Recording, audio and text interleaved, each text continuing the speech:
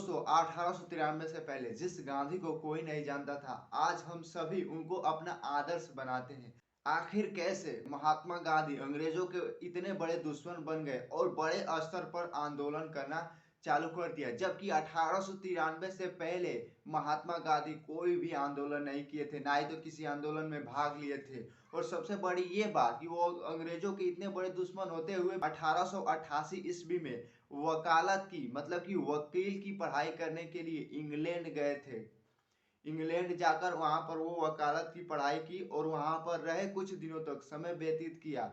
उसके बावजूद भी वो इतने बड़े अंग्रेजों के दुश्मन कैसे बन गए, क्यों अंग्रेजों के सम्मान का इतना तेजी से विरोध करने लगे, आखिर इसके पीछे पूरा कारण क्या था, गांधी इतना बड़ा नाम कैसे बन गया, आखिर गांधी जी की जो सफर है उसकी शुरुआत कैसे होगी, आखिर गांधी जी आंदोलन में कैसे भाग लिए या क्यों आए, कि क्या कारण ऐसे थे कि गांधी जी को मजबूर कर दिए यहाँ पर आंदोलन आने के लिए, लोगों का सपोर्ट करने के लिए, लोगों को इकट्ठा करने के लिए और इकट्ठा कर अपने स्वामित्व और अपने अधिकार के लड़ने के लिए। ऐसे कौन से कारण थे जो गांधी जी को मजबूर कर दिए।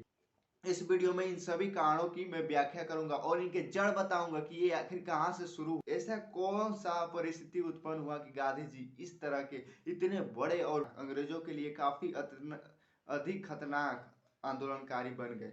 तो इस वीडियो में इस पूरी जानकारी को जानेंगे। तो आगे बढ़ने से पहले आप हमारे चैनल को सब्सक्राइब और वीडियो को लाइक कर दें।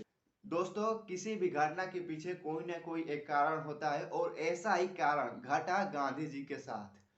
पूरी तरह से उनकी जिंदगी को बदल कर रख दिया और उन्हें भी बदल कर एक तरफ कर दिया, वो ऐसा कारण था। तो ये बात है सन 1893 की, जब गांधी जी के एक दोस्त ने उन्हें बुलाया साउथ अफ्रीका वकालत करने के लिए। ये कहानी यहीं से धीरे धीरे स्टार्ट होने लगी है कि 1893 में जब उनके एक दोस्त जिनका नाम था सेठ अब्दुल्ला, उन्होंने एक मुकदमा लड़ने के लिए गांधी जी को साउथ अफ्रीका बुलाया और गांधी जी भी अपने दोस्त की लाज रखने के लिए, और ये एक बेशक बहुत ही अच्छे वकील थे, इंग्लैंड से पढ़ाई कर आए थे और एक अच्छा वकील बन गए थे गांधी जी। बल्कि ये आंदोलनों और इन सब क्रांतिकारी विभागों से ये सब पूरी तरह से अलग थे, इनसे कोई जुड़ाव नहीं था।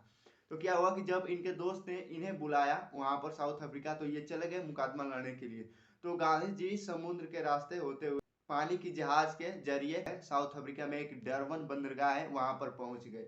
गांधी जी को प्रिटोरिया जाना था, तो उसके लिए इन्हें ट्रेन लेनी थी। ठीक है, गांधी जी को प्रिटोरिया जाना था, उसके लिए इन्हें ट्रेन लेनी थी। तो गांधी जी क्या किए कि उस ट्रेन का फर्स्ट क्लास जो टिकट होता है, आप लोग जानते होंगे, जिसमें हर एक व्यवस्था होती है, उस फर्स्ट क्लास टिकट को ले लिए। उसके बाद क्या किए, लेकर जाकर वो अपनी सीट पर एकदम चुपचाप आराम से बैठ गए।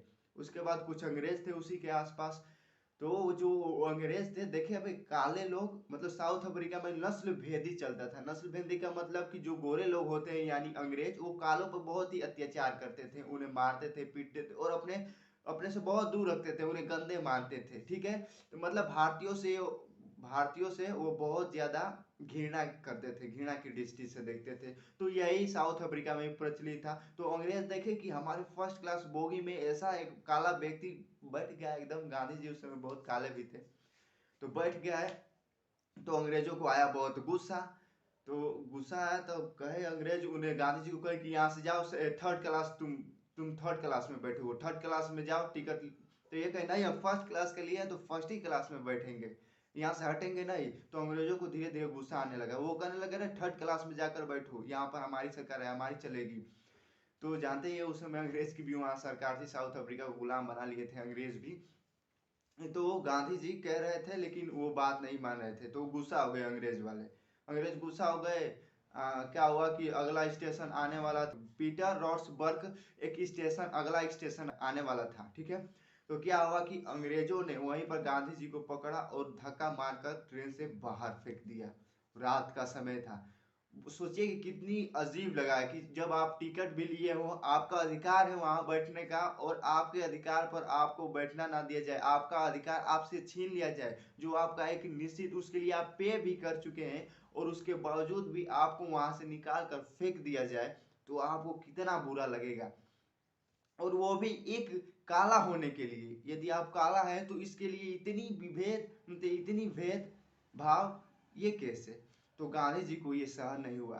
पूरी रात उस प्रतीक्षालय में, मतलब वहाँ जो प्रतीक्षालय बना होता है आदमियों को रहने का स्थान स्टेशन पर, पूरी ठंड की रात थी, कपकपाती कड़कती ठंड थी, उस पूरी रात वो वहीं पर गुजारे। और वो पूरी रात सोए नहीं, बल्कि ये सोचते रहे कि आखिर कैसे इतना भेदभाव होगा, तो आखिर भारतीय या काले लोग कैसे रहते होंगे।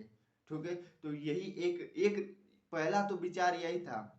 गांधी जी को आंदोलन में लाने का पहला कारण ये था कि उन्हें धक्का मारकर निकाल दिया गया। तब उन्हें लगा ओ हो, मतलब हम लोग जिस तरह से आराम से रह रहे थे, हमारी जिंदगी आराम से चल रही थी, लेकिन अब तो सारे भारतीयों के साथ यही तो किया जा रहा होगा, उन्हें भी नीच दिखाया जा रहा होगा, हर तरह का भेदभाव, उन्हें भी इसी तरह का तो सामना करना पड़ रहा होगा भेदभाव का हर भारतीयों को।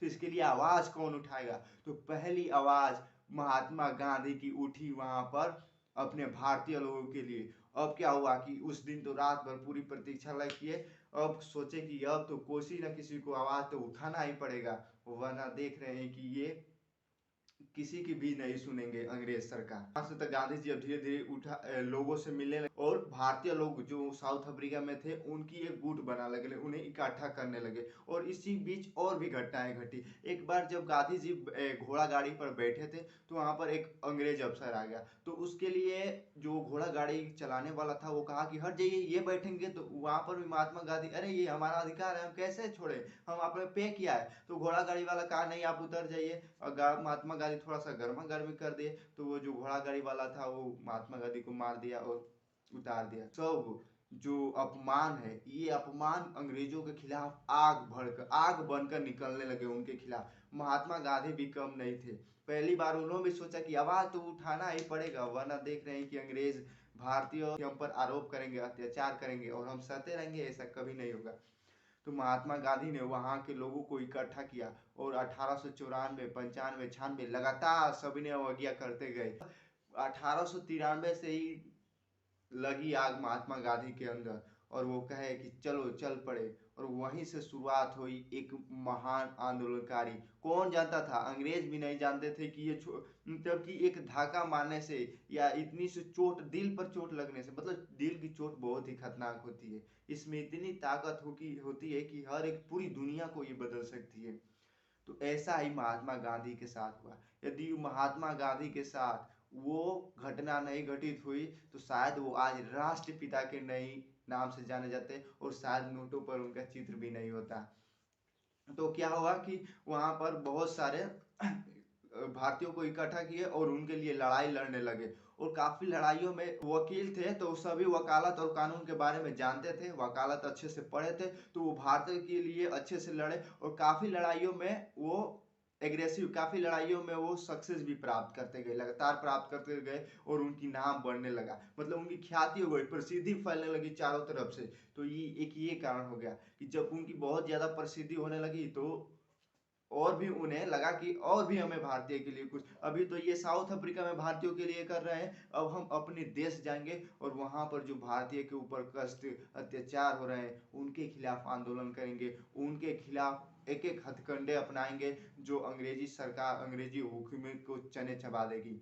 और ये सब इनकी जो सक्सेस प्राप्त किए थे, जो सफलता प्राप्त की थी आंदोलनों में, ये भारत में भी बहुत लोगों के नजर में आने लगी। बहुत लोग जानने लगे कि अरे एक ऐसा भी भारतीय है जो साउथ अफ्रीका में जाकर अंग्रेजी सरकार, अंग्रेजी हुकूमत को चने चबा रहा है।